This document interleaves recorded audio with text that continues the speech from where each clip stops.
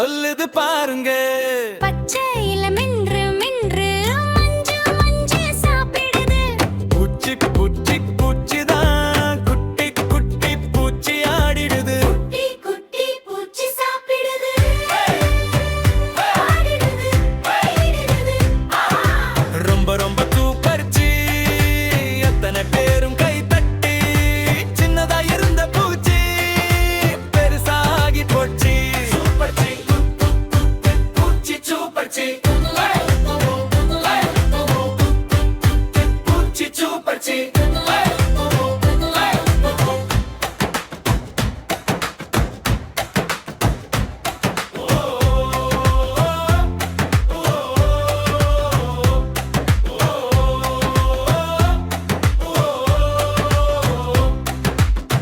மெதுவா மெதுவா வளருது, கும்மாளம் கும்மாளம் பண்ணுது.